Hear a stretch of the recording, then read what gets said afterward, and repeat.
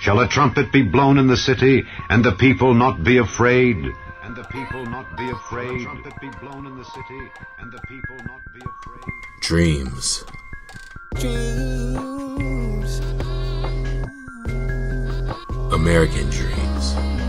Dreams. Shalom, family. Welcome to Shattered Paradigm. Dreams.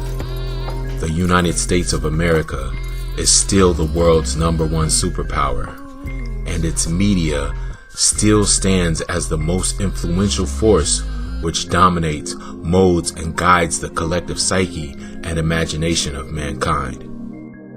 And now, the spellcasting magicians behind the American media machine are rolling out a new cachet of liberal, lethal programming that the masses will voluntarily download into the cultural operating system of the world.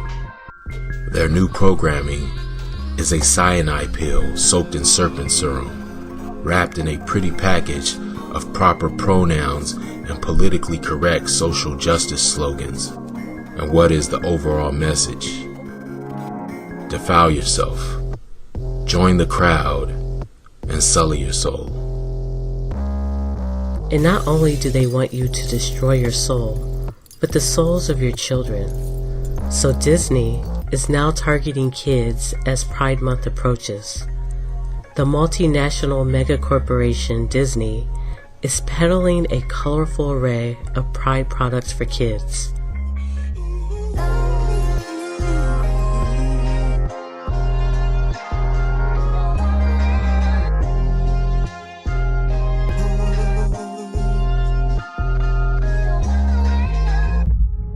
Disney Parks tweeted, quote, "The countdown to Pride Month is on, with a colorful array of Pride products available now. Plus, the Walt Disney Company is giving funds as part of our ongoing commitment to organizations around the world that support LGBTQ+ communities." End quote. You see, these heathenistic social engineers are aware that the most effective psychological conditioning is that which influences the young and impressionable while their mind is still in the early developmental stage. Okay, so the corporate behemoth Disney is promoting this agenda, while at the same time, anyone with a biblical perspective is being censored and banned. I wonder what some of the other media giants are promoting.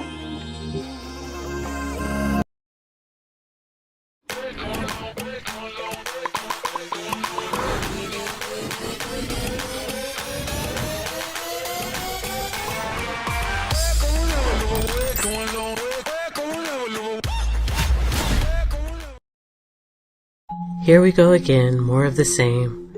I wonder why they don't show any commercials for a Bible group, since they're constantly shouting diversity and inclusivity.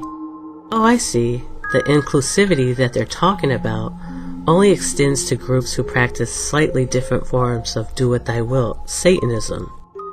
Uh-oh, wait a minute, maybe I spoke too soon.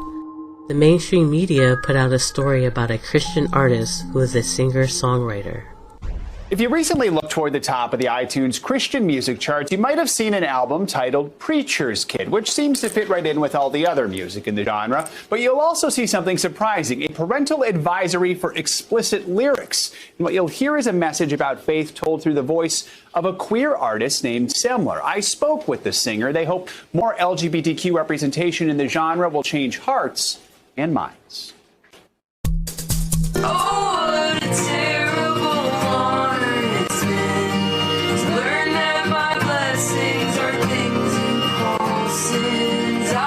Semler Baldridge is quickly rising to the top of the Christian music scene, even spending a few days in the top spot on the iTunes Christian chart. The album Preacher's Kid is Semler's debut, a labor of love written entirely during the pandemic. I would describe it as a quarantine baby. I had a bunch of thoughts. I wanted to get things out of my system, so it sounds kind of grungy. It's like acoustic grunge, in a God-honoring way, I guess. It's not your typical Christian album. Semler's faith is explored with a lot of honesty and the occasional curse word. I know many of the most Christ-like people have thrown down a holy F-bomb now and again. Your album is called Preacher's Kid. Are you a preacher's kid? I am indeed. My dad is an Episcopal priest. I grew up in the rectory. I played a lot of pranks around the church growing up. That was very much my upbringing. Well, Dad was welcoming and accepting when Semler came out. Is this a wake-up call for the Christian music industry to say, hey, there is a desire, there is a thirst for music that maybe doesn't sound like what you typically hear?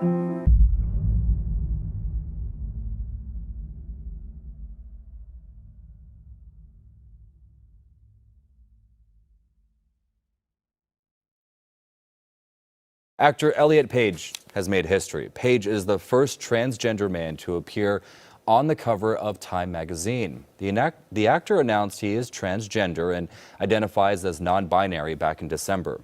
He also sat down with the magazine for his first interview since that announcement. The Juno star said the pandemic gave him time to accept his gender identity and to fully become who he is. The magazine hit stands this Friday.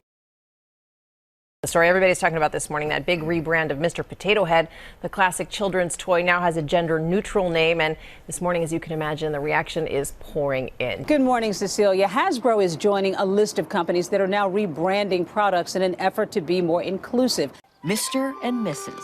You gotta keep them together because they're madly in love.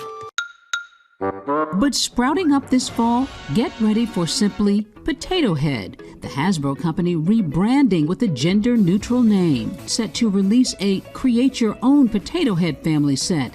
That'll include 2 large potato bodies, a small child potato, and 42 different accessories, which will allow children to mix and match and create the family structure they want. An upcoming children's program at Rocky River Library has some parents up in arms. Sure does. It's called Drag Queen Story Hour. Kids of all ages can listen virtually to a local drag performer, read books, and sing songs about acceptance.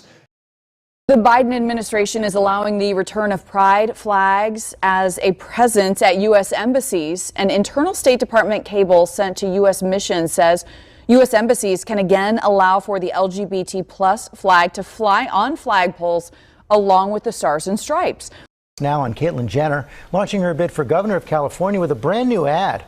The former Olympian and reality TV star is giving ABC a first look. Caitlyn Jenner is poised to be the most prominent Republican on the ballot anywhere in the country this year and the most high-profile trans woman ever to run for political office. California needs a disruptor. A compassionate disruptor. This morning, reality TV star, gold medalist, and activist Caitlyn Jenner is kicking off her bid for governor of California, debuting her first campaign ad exclusively to ABC News. California is facing big hurdles. Now we need leaders who are unafraid to leap to new heights. He does not want to finish second in this race. He wants the world record. Who are unafraid to challenge and to change the status quo. Well, maybe the mainstream media has a story about church that promotes our values. Earlier this year, a local district committee of the United Methodist Church confirming a gay man as a candidate for ordained ministry. Peoria native and Illinois Wesleyan student Isaac Simmons making history in the church and the first step in a long process. I show you why. He says the validation is life-saving and life-giving for the LGBTQ community.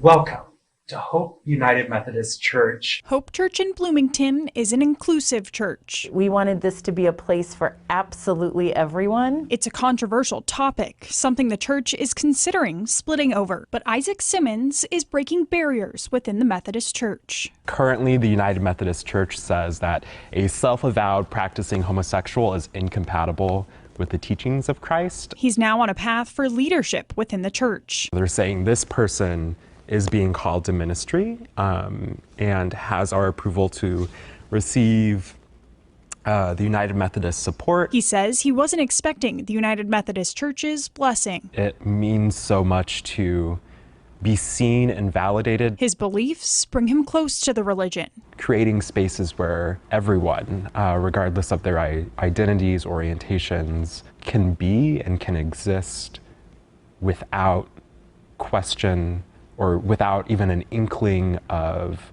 am I welcomed here? His discovery of Hope Church is more unique. It happened at a drag show. Now, drag is a passion, and Miss Pentecost is possibly the first drag queen certified in the United Methodist Church, too. Expect to be pushed a little in your understanding of what church can be. Penny says songs, sermons, and spirituality while wearing wigs and full makeup on Drag Sunday is a way to reclaim faith, too. To be able to see yourself in a system that celebrates a divine allows you to see the divine in yourself. Simmons says he wants other LGBTQ community members to know they're loved. However you are in life, wherever you are, whoever you are, whatever you identify as, you are enough. And says it's a privilege to be accepted and supported by the church.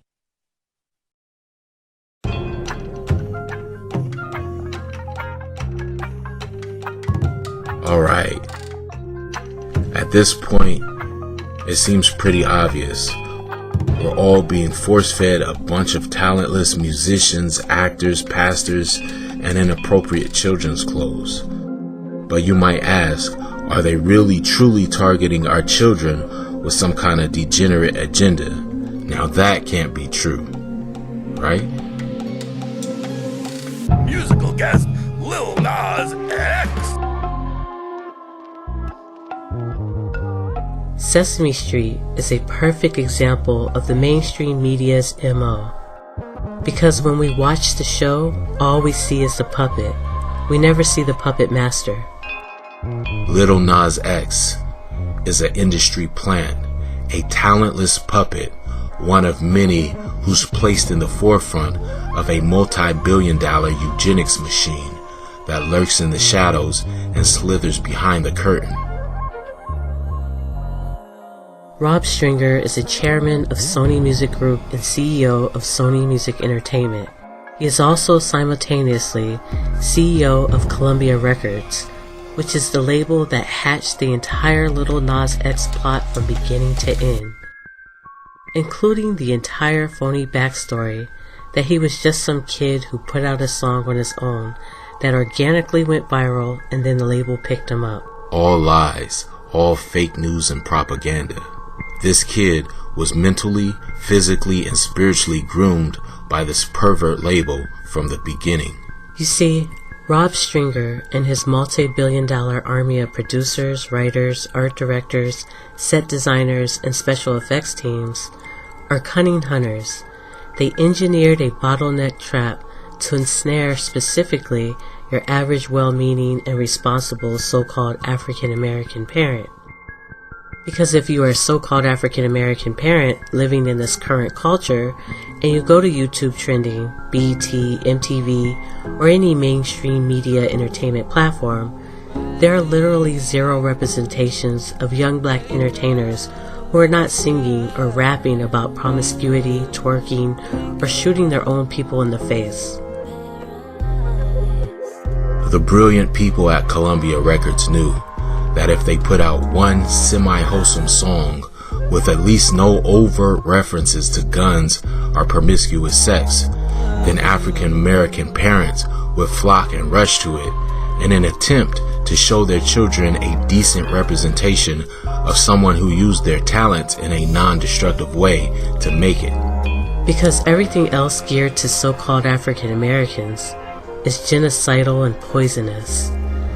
These media corporations are run by a cabal of Luciferian globalists who present themselves as well-meaning socially progressive liberals, but behind closed doors, they conspire with governments, royal families, and international banking cartels on how to more effectively program the general population, and especially the Israelites, to embrace a culture of death.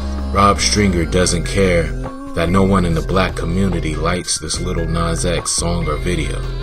He doesn't care that no one's gonna buy this ridiculous garbage, as long as him and his social engineer buddies can continue to broadcast the image of the Israelite man as the most base and degenerate, evil group on the planet. . 。 . . . . . . . . . . . . . . . . . . . . . . . . . . . . . . . . . . . . . . . . . . . . . . . . . . . . . .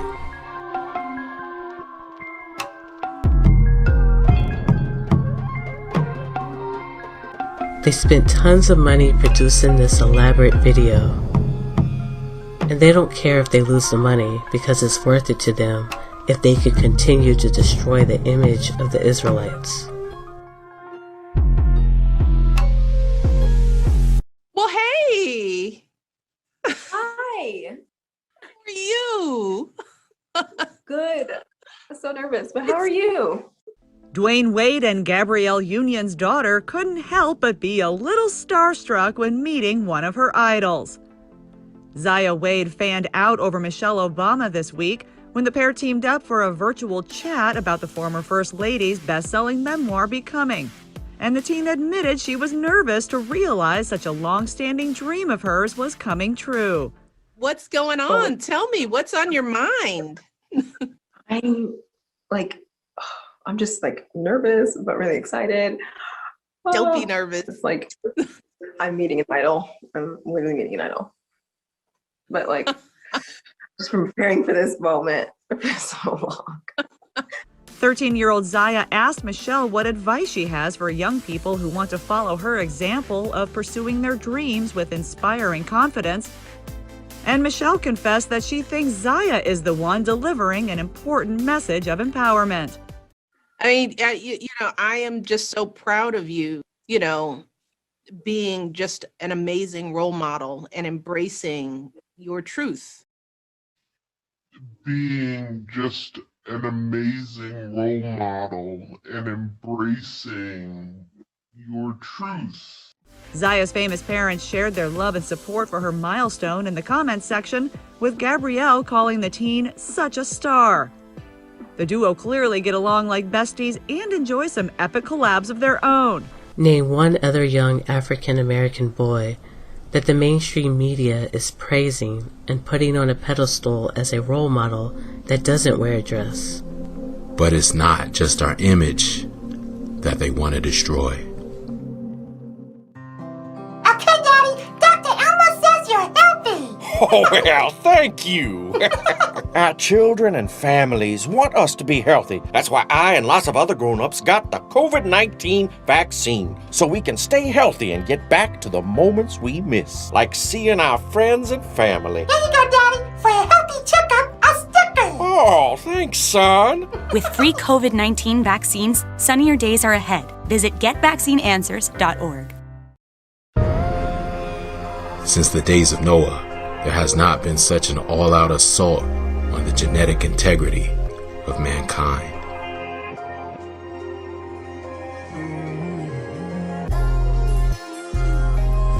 In closing, we must pray that we be granted the spiritual discernment and Holy Spirit-inspired vigilance so that we will be able to see things as they truly are and not just as they appear to be.